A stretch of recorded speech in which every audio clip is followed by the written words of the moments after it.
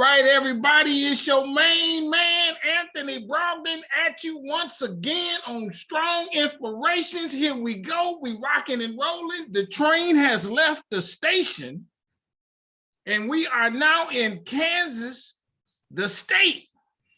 Watch out. I'm telling you, I'm international, my folks, and all over America, because I find these conscious, beautiful, heartwarming, friendly, nice, warm, smart people who want to come on the channel.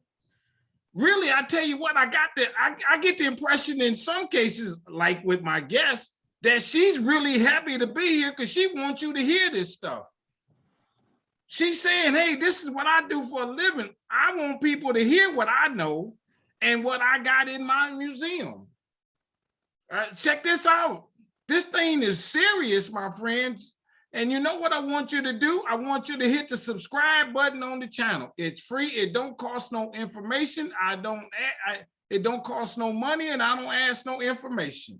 It just let me know you like me, because I like you a lot. And ain't nothing you can do about it. You sitting there watching me, so you know I like you. I can feel you out there. I want you to like this video, because watch out, this sister's gonna put it on you and it's gonna blow your mind, and you're gonna be like, ooh, this thing is really nice. So like the video, hit the notifications bell, because I'm putting 4 or 5 videos up a week. Did you see the video I put up about the lady that said that there was slaves? How about this? There was a guy who was a slave, or a woman who was a slave. She was married to a person who was not a slave, and they lived in the same house. I didn't know that was possible. What was that dynamic like? Did you see the video where the lady from Australia, I said Australia, she said that Australia was a black continent first before they invaded and then took over? I did not know that. Did you hear that there was slavery in Ireland? Did you see that video? And she said that some of them, that the people in Europe didn't like them at all. They used to have signs up, no blacks and no Irish. Watch that video. And I can go on and on, my friends. I got one more. How about this one? Did you see the video I just put up the other day where the lady has been to 48 states and to about 5 different countries in Africa because she liked Black history? She just go just for that reason. She been to cemeteries where they, like the Emmett Till Cemetery, she said, man, they done shot that tombstone up. Tombstone, headstone, grave site, everything. They gotta protect it because them people racist, and my man is dead. You got that much hatred? Unbelievable. Hey, do y'all know that I'm coming to Kansas myself, little old me? I got my own festival called Freedom Quindaro. I need 1,000 of y'all to come through. We gonna rock. I'm telling you, I'm gonna make it where you have a time of your life, my friends. We're gonna party in a barn Friday, fish fry. You got to bring your own liquor because I can't do that, but I provide the food, the juices and stuff like that. Then the next day we're gonna take tours of that area, and then we're gonna have a picnic, and I'm gonna have the people down there cook the food. You talking about some good ribs? They known for their ribs. We're gonna have a rib off. How about that, my friends? That's Memorial Day weekend, May 27th through the 29th, 2022. Come down. It's coming. It's on the website. All that information is on my website, which I'm going to tell you in a second, because I want you to do this before I bring my guest on, and that is watch my movie. I'm this good at it. Back in 2017, after 2 years of working on it, I came out with this documentary called Business in the Black, The Rise of Black Business in America. And then I took it to 40 cities on my own dime. I spent my own money so that I could spread this knowledge. It's streaming on Amazon. I went one step further in that same concept, and I wrote this book, Black Business Book. It's got over 200 facts, and it is very reasonably priced because I know what's in the book. I want you to know it, and I don't want it to be a thing where I can't afford it. You can afford this. 17 chapters. Over, like I say, 200 facts. All the ways slaves gained their freedom is listed in my book. And I don't give you no commentary because I ain't trying to dilute it or summarize or anything. I let the fact stand on its own merit. Boom shakalaka, my friends. I give it to you straight, no chaser, every time I do it. Get you a copy of this book. Every 10th book I sell, I donate one to a school. And if you think that you know everything in the book, and you do, I give your money back. Now, I'd like for you to go to my website, businessintheblack.net, order your book, go to Amazon, watch the film, and learn more about and get your ticket to the Freedom Quindaro. You can do that there. Now you hear me use this term strong a lot, right? It's my favorite word. I just been using it on everything I do for about the last 20 years. And it's reflective of the guests that come on my show. Strong stands for strength, tenacity, resilience, and a sense of oneness, nobility, and grace, which is the introduction to my guest. Come on, sister, tell us your name and where you are, and let's get it on Strong Inspirations. Well, good afternoon. My name is Dr. Lana Reeves. I am the Education and Community Outreach Director here at the Kansas African American Museum in Wichita, Kansas. And we are a proud marvel here in the state of Kansas that tells about the African American experience pertaining to Kansas. Okay, well, I got to hold you up just for a second. I got to talk about you. First of all, you got your doctorate. You wrote that dissertation. Yes, That's sir. huge. Congratulations. Thank you. And so where are you from? I am actually from Kansas. I'm from Independence, Kansas, which is in the southeast corner, about 90 miles from Tulsa, Oklahoma, another 90 miles from Joplin, Missouri, and about 120 miles here from Wichita, Kansas. Oh, and so did you always want to get your doctorate? Did you say one day I'm gonna have my PhD? No, I did not. It just came to me later on in life. I guess I was about, maybe 30 years old when I decided I needed to go back and study some more. Okay. And I've always been interested in where we come from. And so is your area, including your dissertation, on Black history of some sort? Yes, it is. Oh, when did you know you liked Black history? All my life, really. I mean, I've always looked forward to knowing more about who we are and where we come from, and hearing stories about first my family and then about our people. Let's talk about the family. Where do they come from? My family comes from Oklahoma and Arkansas. Are they a part of that that trail thing? I forgot the name of it, where the one guy said, "Let's go to Kansas because it's free." That would be Benjamin Pap Singleton. Yep. And my family came a few years after that. They came more in the mid 1950s. Okay. Was there a reason why there though? Was it the industry or something that attracted them? Do you know? Well, like I said, they both come from, my father's family comes from Oklahoma, and they were probably here around the early 40s. And my mother's family comes from Arkansas, and actually they came in, I guess she was about 2 years old, so they came in 1944. Yeah. So they actually, both families were here in the 40s. Okay, let me ask you just a couple more questions. In that Arkansas scenario, that didn't have nothing to do with her fleeing from, her parents fleeing from them massacres or anything like that, do you know? No, nothing like that. It was more of my grandfather was a farmer, and he was having some issues farming for others. He wanted to farm for himself. So he came to Kansas, right? When you say farmer, are you really saying sharecropper, may I ask?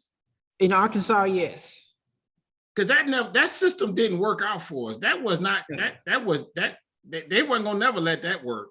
Mm-hmm. Yeah, so here that's why they came here to Kansas. One, the kids could go to school, And two, he could have his own farm and grow his own things. And if he needed to get a job elsewhere, that could happen as well. So that was, it was pretty much like an extension to the Exoduster movement, which basically happened thanks to Benjamin Pap Singleton, that people came from out of the South because they wanted to get away from the oppression and start to write their own destiny, whether it was farming or business or cowboying, whatever it was that they wanted to do. Heading to Kansas was one way that they had a guarantee that they had a better chance of writing their own destiny versus being told how to, when to, and where to. Okay, then two more of those. Was there some, did he see and told you stories of some violence that he knew of and said, hey man, I got to go? Now, I had not heard any of that from my family. Okay. But I know that we do have stories here of the museum, like there is the Negro Star newspaper, which really came out of Mississippi. They came here to Kansas after a couple of incidents caused them to realize that they would have a better place here in Kansas. First, they wrote a story about how African Americans helped to win the First World War, and were told that we don't like stories like that. You can't write positive stuff and say that African Americans helped to do something like that. And then also they found out that their newspapers that they were taking to the post office to be mailed to their subscribers around Mississippi were being thrown away. They never made it to the subscribers. So the family packed up the newspaper and the staff, and they all moved to Wichita, Kansas. They had been here, they had been at a church conference and had heard from some other Wichitans that this was a good place to live. So that's why they picked Wichita. They came here, set up shop, and became one of the premier African-American newspapers here in the state and the region. Yeah, I love it. I can't imagine. And I got people on the channel who talk about lynching and stuff like that. I got one guy whose grandfather was almost lynched. They had him at the tree. Mm-hmm. And luckily, the one guy did let him go. People living under those conditions. I know you cite some of those in your museum, but can you yourself kind of imagine what that fear was like on a daily basis? It could not have been a good feeling, but there were other things going on at the same. Like I said, that's why people came to Kansas, to escape some of that. Yes, it did happen in Kansas as well, but it was not, like you said, a day in, day out kind of situation here in Kansas as it might have been deeper in the South. We have people here like Junius Groves, who came here I heard 1879, 90 cents in his pocket. And eventually, after being here for 5 years working for somebody else, he put a down payment on his own 80-acre farm. And by the end of his life, he had over 500 acres on his farm. And at the turn, like I said, he came in 1879, and by 1902, not only was he known as the potato king of the world, but he was worth like $80,000, which in today's money is about $2 million. Yeah, right. And in another decade or so, he had about quadrupled that. That's because he was here in Kansas and could make it happen like that. Kansas is known because he was doing potatoes, right? Right. Mm-hmm. And Kansas is a potato growing location? Kansas is better known for the wheat and the corn. Okay. But he is the one who made potatoes happen. Now we have another connection to another famous potato man, and that would be the sweet potato man, Mr. George Washington Carver. He was born over in the area around Joplin, Missouri. And when he was a young man, about 12 years old, he came over to go to school here in Kansas. And he started out, he finished his high school here and went on to college from here. That's the George Washington Carver, not the peanut guy though. Yes, the peanut and the sweet potato man. Oh, I didn't know he did sweet potato. Oh yeah, he had inventions from sweet potatoes and peanuts, primarily because he wanted to convince Southern farmers to stop growing cotton all the time, and that if they would just rotate crops and put sweet potatoes and peanuts in, then they would be able to improve the soil, because cotton takes the nutrients out of the soil, whereas sweet potatoes and peanuts put the nutrients back into the soil. And he had all those inventions from sweet potatoes and peanuts to help convince those farmers that there would be a market Mm-hmm. for those products. Oh, I didn't know that. That's interesting. Now, because Kansas has the history of being a free state, Right. which gave it some advantages for Blacks to be able to enjoy a better life. Right. But it didn't always necessarily make it that much easier, because I say, you know, before they fought the Civil War in the rest of the country, they fought it right here in Kansas, and it was over whether Kansas would be a free state or a slave state. And like I said, you know, like I said, Joplin is what, 70, 90 miles away.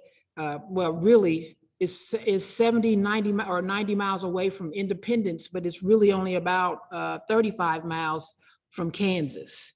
So Now, hold on. You said not Joplin. that far away. And Joplin? that's where, like I said, that's where George Washington Carver was born, over there. Joplin, Kansas, or Joplin? Joplin, Missouri. Missouri. So he was born in the slave And that's state. where a lot of the conflict came. I mean, a lot of the conflict was over there on the eastern border of Kansas, where Kansas borders Missouri. And a lot of Missourians were coming over trying to help Kansas become a slave state, and caused quite a few issues. One of our non-white heroes is John Brown. Yeah. And one of the museums that's on the Kansas African American History Trail is the John Brown Memorial Park, which is up in Osawatomie, Kansas. And it is in one of the battlefields where they fought for Kansas to be a free state. So it's been said that in some respects, the Civil War, as you just said, even alluded, it started like, what's that, 1861 or something like that? Or with some of the battles that we had right here in Kansas over whether it be a free state or a slave state. Matter of fact, the first African Americans who were mustered into the Union Army were from here in Kansas. They were mustered in at Fort Scott, Kansas, which is also the hometown of Gordon Parks. Oh, I love it. I love it. Now, he has a birthday later this month. Isn't it kind of a dynamic to hear this, though? And maybe we got to give them credit. There were some white people that put their life on the line so that there would not be slavery. Exactly. Not just John Brown, but the people who fought in that war. This is true. How bloody were some of those battles, do they say? Quite bloody. There's one battle known as Fort Pillow, which was where a lot of African Americans were basically slaughtered. There was a point where victory could be declared by the South. The Confederacy could have declared victory, but instead, and taken the men as prisoners of war, but instead they slaughtered those men.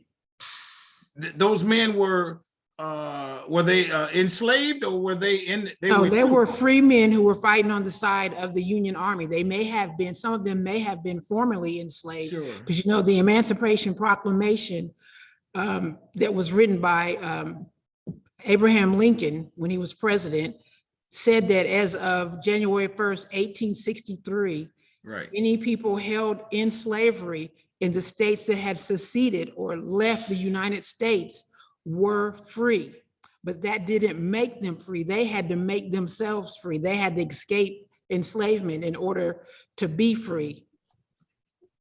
What you're saying in short is, just because I say so don't mean that the guy gonna say, okay, go ahead. Yes, right, exactly. Matter of fact, one of our soldiers here in Kansas, he was part of the 10th Cavalry, which, you know, the 9th and 10th Cavalry is also known as the Buffalo Soldiers. Okay. He was born enslaved and was held by a Confederate general. When the Emancipation Proclamation came along, he freed himself and he came and he joined the 10th Cavalry. When you say, hold on, let me stop. When you said he freed himself, that meant he ran. Yes, he got away from the South. Yes, he came to the Union, came over to the Union.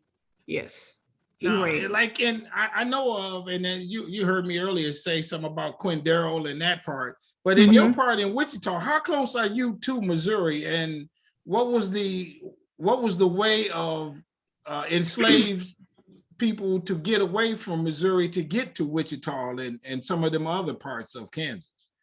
Most of them just headed north and east, basically.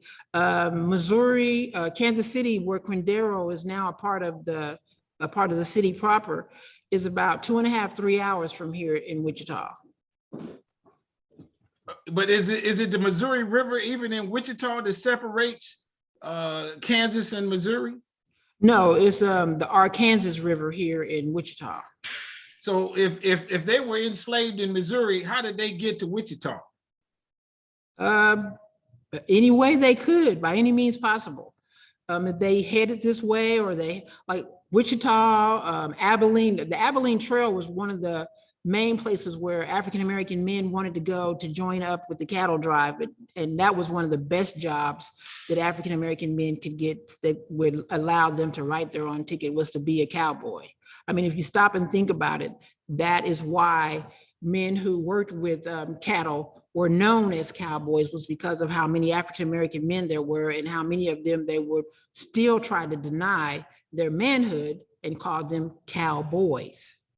Oh, really? So that's the backstory to the cowboy. Yes, because you don't see that in the movies. Yeah, when you watch old Westerns, you don't see African-American cowboys. And in reality, in the Old West, especially during the time of the turn of the century from about 1880 to 1900s or so, African-Americans made up about 25% of the population of cowboys, so men who are working the cattle drives. Now, when you say Old West, what part are we talking about there? Well, the Old West includes Kansas, like I said, the Abilene Trail. That's part of the Old West. They came out here to put the cattle on the train to send them east to the market. Anything really, you know, they say up there in St. Louis is the gate to the West, but really? Kansas is considered part of the West as well. Now, where do all these cattle come from? Do you know this part? And where are they taking the cattle or bringing the cattle? I know there's slaughterhouses there.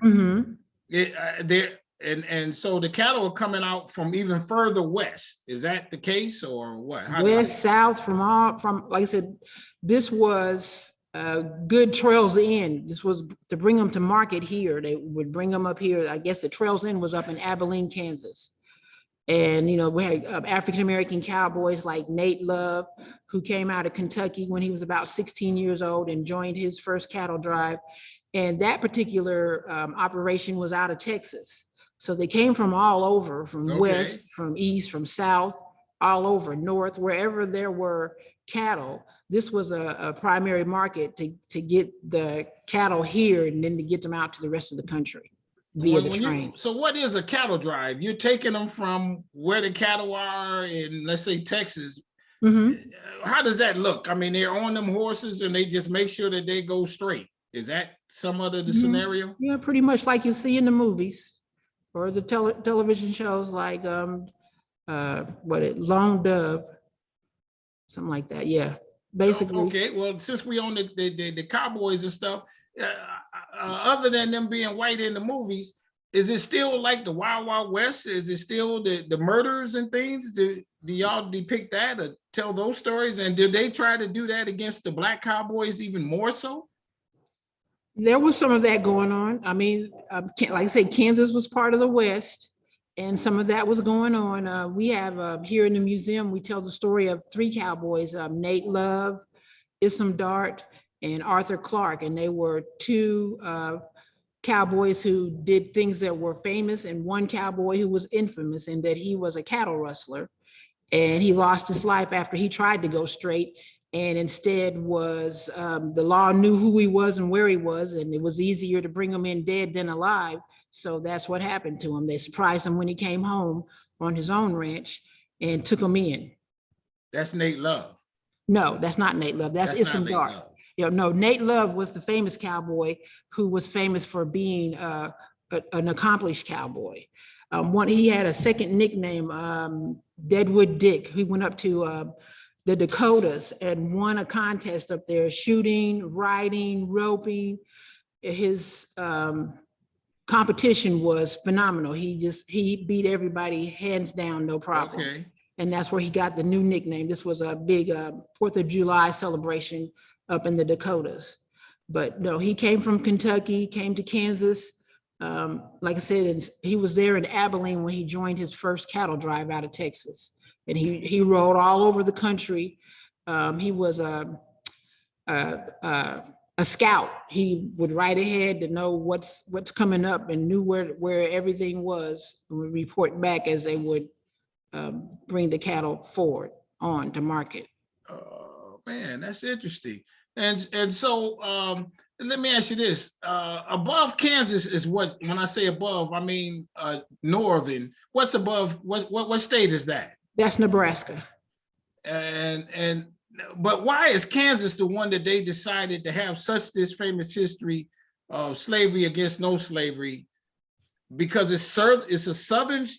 I'm trying to get to this point. Because it was so very close to the South. I mean, Oklahoma is the southern border, and Missouri is the eastern border. All right. And it was part of the Louisiana Purchase.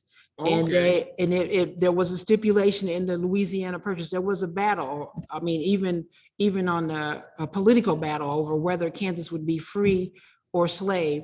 And they said, okay, we'll let the people decide. And that's where you got all these different arguments and battles and fights right here in the state over whether Kansas would be free or not. Let me ask you this then. How about this? Why do the people who wanted to be free, what was their motivation?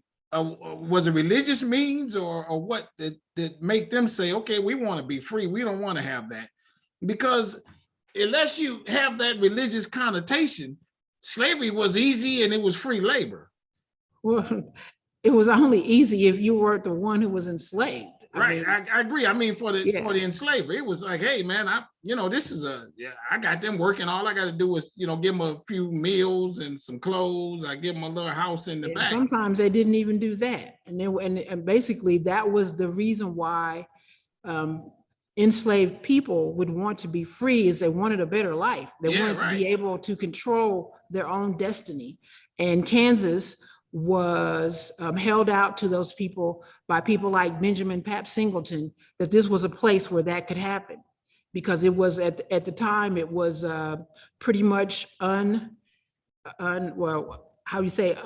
unexplored, so to say, that there weren't a lot of, it was unpopulated. There's not a lot of people here. I mean, even today, Western Kansas is a lot less populated than Eastern Kansas. Okay. And back then, there weren't a lot of people. There were more Native Americans here than there were other people. Who was the if you know this, like the governor of the state when they were making that decision? So and I'm saying the governor, he was like the focal point of saying, okay, we're against it. No, actually the governor was not against it. They wanted people to come to Kansas. They were trying to get Kansas was one of the states where white people were welcome to come and homestead, that they could basically map out an area where they wanted to be theirs and claim it. Now, that wasn't always available to African Americans, but Kansas did not become a state until 1829. When I say against it, was it the governor? Maybe I'm not answering this right. Was it the governor and some of his cohorts saying, we don't want slavery in this state? Who was like the first person to say that when other people said, we're going to do all we can to make sure we have it? Well, it was not so much about who was the first one to say it as much as it's because of where it was located. Okay. And who was living here at the time. There were people who were here who did not want to have anything to do with slaves and enslavement.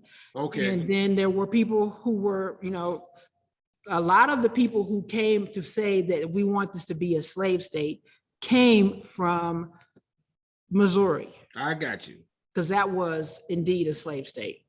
People, African Americans were held in bondage. I got you. Primarily in Missouri. Like I said, George Washington Carver was born enslaved. Right. Okay, if during those battles and those wars, how do I say who I'm shooting at and we both white? You know what I mean? Okay, let's say you got a gun and my gun is at the house. Oh, because it wasn't necessarily like that, because it usually was raids. Because it would be in the dark of night. People would know, like, say, for instance, people if they knew where John Brown lived and they wanted to attack John Brown, they would come in the dark of night and attack his family that way. There were settlements of people who it was obvious these people want this to be a free state. You knew that way. I mean, Oh, I got just you. like There there you were go. cousins who knew, well, he's on the side of freedom and he's on the side of slavery. They knew, but for the most part, the battles had more to do with the darker night and raids. It was more of a raid than I it got you. was. Okay. So then as we move up the timeline, does Jim Crow still come through Kansas? Yes, Kansas had some of that as well. I mean, it was part of the United States, and that's an Yeah. issue that's all over. And people in Kansas come from the South as much as they do from anywhere else. So yeah, And so there were Kansas issues had of it. those separated water fountains and those type things that you see so prevalent. Yeah, there were towns here. They had sundown towns here too. But for the most part, Kansas, like I said, it was declared a free state. And that was just before the Civil War broke out. Like I said, Kansas became a state in 1859. I initially said 29, but it was 1859. I got you. And like I said, Missourians were a lot of the issues that they had with the battle, whether it would be free or not, is a lot of those people came out of Missouri, out of Texas, even to try to pull it in on the other side. I got you. Now, what's the history in terms, and particularly in terms of Wichita? Was it a notoriously segregated town over the years? No, there were in Wichita's earliest days, there were African Americans here. As a matter of fact, right here where the museum is located was known as Black Wichita. Oh, Now, really? there's always been something of a situation where Black Wichitans lived was kind of defined. In the beginning, that's where they decided where they wanted to live. They lived here in this neighborhood where the museum is because nobody else wanted to be here. But then later on, when it was decided that this might be some prime real estate and that this might be a good location to start building out the downtown and the court systems and whatnot, then they were kind of pushed into another direction. Yeah. We have a series of exhibitions that we call Defining Black Wichita, which takes about a 50 to 60 year period of history and talks about where African Americans were here in the city. And the first part is right here in this neighborhood. What was it called? You said this was known as the Black Belt. Say that again. It was called the Black Belt. Yes, here this was the Black Belt right here. Okay. Primarily where several of the African American churches were, African American businesses. Like I said, we all wanted to live together just like they did back in those days. Matter of fact, the day that they signed the Articles of Incorporation back in 1870, there was an African-American signer, Richard Robinson. His family is still here today. And Charles McAfee, he comes from a family, there was an early addition to the city known as McAfee's Addition. And Jacob McAfee is his great-grandfather who was here in those early days. Is that part of the town like it is in so many other cities, like near the downtown area? Yes. Yeah. Mm-hmm. I wonder what made that happen. That happened here in Detroit too. We called it Black Bottom, but it was like right outside the downtown. Did they do something to destroy that district, or ran a freeway through it, or a riot or anything like that? No, it was more of a kind of convincing. It was urban renewal really that turned it over, that they decided, okay, we're going to build our court system down here in this area, and encouraged African Americans to go to the Northeast community. And that's it. And here in town is the McAdams and Dunbar district. And that's to the northeast of here. And that it started happening in the 1930s. And by 1970s, they were pretty much moved out of here. Yeah. It was a big deal. You know, like I said, this was one of the earliest churches here in Wichita. There was a church next door, St. Paul AME Church. It was here in the late 1800s, but it is not standing anymore because it was one of the ones that did go the way of the wrecking ball. All right. As a matter of fact, the museum here is wrapped up by the jail, the county jail here. It wraps all around the building here. Because your building was a church at one point, is that what you? Yes, this was once, it was originally known as Second Baptist Church. And then they, when they rebuilt it, they had a revival where they baptized over 65 people down at the Little Arkansas River, with hundreds of people there in their Sunday best to witness it. And they decided to change the name of the church to Calvary Baptist Church. And this was in 1913. And then in 1915, the original church that stood here, they had to knock it down and start over again. So the church that stands here today was rebuilt in 1917. And it was rebuilt as Calvary Baptist Church. As we, kind of wind down somewhat, what are some of the other exhibits that you have in the museum? Well, currently we have in the museum what we call Portrait of a Man. It taps into the essence of the African-American man. And oftentimes when you see African-American men portrayed in the media, they are untouchables. They're either so awesome that you stand back in awe, or so scary that you cringe and run and hide. Well, these African-American men are all from Kansas. Several of them are from Wichita. And there's their portraits and their profiles that tell about their lives. There's words over them like committed, uplifting, patient, enforcer, compassionate, to kind of show the full spectrum of who African-American men can be, and really shows that African-American men are not untouchable, but more like embraceable. And there's really some very good reasons to, like Mr. McAdams, who lived here on the other end of the block here from the museum, and worked at the sole African-American park at the time for like 27 years. And the park was renamed in his honor to McAdams Park, which is, like I said, the second district where African-Americans moved to. And he's here on the wall. We have, like I told you about, Junius Groves. He's our patient farmer here. And also there's Gordon Park, some of his artwork, and his portrait by his daughter, Tony, and another artist is featured. He's from you heard Wichita? about John McClendon, Mr. Basketball, or Soul of the Game. Yeah. He's also a native Kansas. He was born here in Hiawatha, Kansas, and went to school. He played for, I think it was Kansas City Community College. He was able to play basketball there, but when he went on to KU, African-Americans were not allowed to play at Kansas University. But when he was at Kansas University, about to become the first African-American to graduate from the physical education department, he was there when James Naismith, the inventor of basketball, was there. And it gave him the opportunity to learn the game from the person who invented it. So that's why later on, when he became the first African-American to coach at a predominantly white university, and later a professional basketball coach, and some of the stories about how he changed up the game, that they credit the fast break to Mr. McClendon. Oh, and like I said, that's why he's known as, like I said, the soul of the game. But he too is a Kansan. He's on the wall here as Mr. Engaging.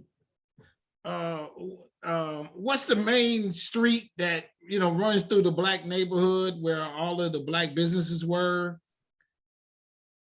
Well, down here, the main street, in the beginning, it was known as Church Street. Okay. And today it's known as Water Street, where we're located at today, back in the earliest days. Okay. Mm-hmm. Have you all, as we move up the timeline, have you all had a African-American mayor or city council people, that kind of thing? Yes, we did. We have. We've had Mr. Woodard Price was the first person who was appointed mayor. And then later on, Mr. Brewer was and he's also featured here on our wall. The compassionate one was one who was elected mayor and later ran for governor of Kansas. Oh, really? Mm-hmm. Oh, man. And today we have an African-American who is on our city commission, and he's actually the vice mayor. All right. I love it. Is there a festival? Do you all recognize Juneteenth or some other Emancipation Day, or are there other festivals specific to Wichita and to Kansas? Yes, Brendan Johnson, who is the vice mayor here, is also one of the key players behind the Juneteenth celebration that we have here annually in Wichita. Is there any other kind of festival? Because, you know, sometimes in a certain city, something happened that made them say, we're going to celebrate that date, and have been doing it for a bunch of years. And I would say that back in the 70s, there used to be a festival, the Black Arts Festival. Okay. But that doesn't happen so much anymore. Okay. Things have changed, and I got you. because I think there's something similar like that going on in Detroit, right? Yeah. Oh, sure. Is there a question that I have not asked you of some sort? Anything come to mind? What's the website for the museum? We are located at, now our nickname is TCAM, which stands for the Kansas African American Museum. All right. And that is where you can find our website, is at tkaamuseum.org is our website. We also have a Facebook with the same name. We do a program. I don't know, you can barely see it behind me, but We Are Culture is our tagline. And we do a program every first and third Thursday called TCAM Thursdays, where we have a midday cultural break when we premiere it on that first and third Thursday at noon. And we talk about different activities, mostly related to culture, but oftentimes has something to do with history as well as legacy. I thank you for coming on the channel. Oh my God. And I was throwing them questions you at can you. find some more stories on our online engagement center. Yeah. And like I said, if you go to our webpage, a lot of our activities are right there listed. If you click into them, our online engagement center has lots of great stories about African Americans and their Kansas connection. And that's primarily what we do here at the Kansas African American Museum, is talk about the African American experience with the Kansas connection. What's the percentage of Black people in Kansas, in Wichita? Now, you will ask me a hard question like that. Historically, I think it's been about, what, 5%, 5 to 10%. It just depends on what day it is. It's not a lot. Oh, really? Okay. I got you. Yeah, well, good that they voted in a Black person to be, close to the mayor with that few numbers. Mm-hmm. That's phenomenal. I thank you for coming on the channel, everybody. I told you she was going to tell you something that you didn't know. I did not know that. Where's Gordon Parks? Where was he born? He was born in Fort Scott, Kansas, which 1917. Is how far? Mm-hmm. This is actually, Wichita is the hometown for Hattie McDaniel. She was born about 4 blocks from here. Like I said, this was the heart of Black Wichita in the late 1800s, early 1900s. I love it. Gordon Parks was born over in Fort Scott, Kansas. And he was the 17th of 17 children. And when his mother passed, he did move on to the Chicago, well, first Minneapolis with his sister, before going on to Chicago, where he picked up the camera. Yeah, I love it. Oh man, everybody, we got to go down to that museum. Yeah, well, it's celebrating Gordon Parks' birthday coming up on November the 30th. Oh, is that right? That's right. We got to go down there. We got to make it happen and come down there through the Kansas area. I'm gonna see how I can make it, because I'm gonna be, some close when I'm in Kansas City, Kansas. Right. Yeah, we're located right here at 601 North Water Street here in Wichita, Kansas. We're open Tuesday through Saturday, 10 to 5 Tuesday through Friday, and noon to 4 on Saturdays. Yeah, I got one more quick. What does Kansas, Wichita look like? Is it on the water? Does it have a riverfront? Is it hilly, kind of flat? What's the landscape look like? Well, there is like I said, the Little Arkansas River is here. We're not too far away from the river where we are now. Matter of fact, Museum Row is probably about a mile away, and it primarily is on the river. Okay. So those early baptism that they had was over on the Little Arkansas River. They met here at the church and walked over for the baptism. So yeah, there's some waterfront down here. Oh, is it? Okay, beautiful city then. There. Mm-hmm. All right, we're gonna come check it out.